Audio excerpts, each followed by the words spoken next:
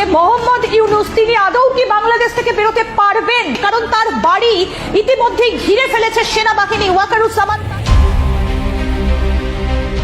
Doctor Mohammad Yunus কিভাবে দেশ ত্যাগ করবেন, কারণ পুরো বাড়ি ইতিমধ্যে ঘিরে রেখেছে সেনাবাহিনী। এমনকি যে পথ দিয়ে দেশ ত্যাগ করবেন সেই বিমানবন্দরে রয়েছে কড়া নিরাপত্তা।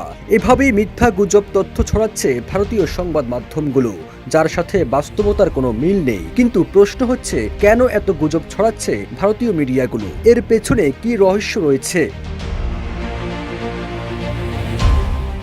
বলা হচ্ছে, সোনার ডিম পাড়া হাঁস হারিয়ে দিশেহারা ভারত। তাই 5 আগস্টের পর থেকে কোমরে গামছা বেঁধে ভারতীয় মিডিয়াগুলো বাংলাদেশের বিরুদ্ধে প্রপাগান্ডা ছড়াচ্ছে, যেসব তথ্যের সাথে বাস্তবতার কোনো মিল নেই।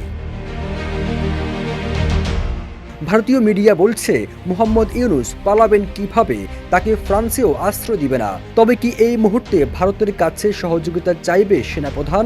সংবাদে এমন চমক ও উত্তেজনাকর উপস্থাপনার মাধ্যমে গুজব ছড়াচ্ছে ভারতীয় মিডিয়াগুলো। তবে মোদী সরকারের নিয়ন্ত্রিত ভারতীয় মিডিয়ার এসব গুজবে শুধু বাংলাদেশিরা ক্ষুব্ধ নয়, ভারতের নাগরিকরাও বিরক্ত এবং ক্ষুব্ধ। মোহাম্মদ ইউনূস আপনার শত্রু, সেই শত্রুকে চিনে নিন। দেউলিয়া হতে চলেছে আপনার দেশ। এদিকে ভারতীয় মিডিয়া প্রধান উপদেষ্টাকে নিয়ে যে মিথ্যা তথ্য ছড়াচ্ছে, বাংলাদেশে তার চিত্র ভিন্ন। সেনাবাহিনী ও নিরাপত্তা বাহিনী কঠোর নিরাপত্তা বলয়ের মধ্য দিয়ে ডক্টর মোহাম্মদ ইউনূস 4 দিনের রাষ্ট্রীয় সফরে জাপানে পৌঁছেছেন। জাপানে নিযুক্ত বাংলাদেশের রাষ্ট্রদূত মোহাম্মদ দাউদ আলী প্রধান উপদেষ্টাকে অভ্যর্থনা জানান। অপরদিকে আগামী জাতীয় নির্বাচন সুষ্ঠু করার লক্ষ্যে অন্তর্বর্তী সরকারকে সব ধরনের সহযোগিতা করছেন এবং ভবিষ্যতে করবেন বলেও জানিয়েছেন সেনাপ্রধান জেনারেল ওয়াকারুজ্জামান। ভারতের মিডিয়ার এমন গুজবে দেশটির নাগরিকরা বলছেন, নির্দিষ্ট এজেন্ডা বাস্তবায়নে মোদী নিয়ন্ত্রিত মিডিয়াগুলো মিথ্যা তথ্য ছড়াচ্ছে। ভারতে এমন অপসাংবাদিকতায় শুধু বাংলাদেশ বিরক্ত নয়, খোদ ভারতীয় নাগরিকরাও ক্ষোভে ফুঁসে উঠেছে।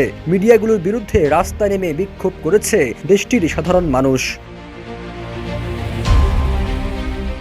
ভারতের নাগরিকরা বলছেন, পার্শ্ববর্তী একটি দেশের সরকার প্রধানকে নিয়ে এভাবে মিথ্যা তথ্য ছড়ানো কোনো সভ্য দেশে হতে পারে না। তারা বলছেন, ভারতের সাথে বাংলাদেশের কোনো ব্যক্তি বা দলের সাথে সম্পর্ক নয়, দেশের সাথে সম্পর্ক।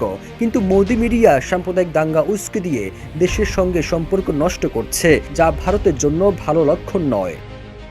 সবুজ আলম, ইত্তেফাক।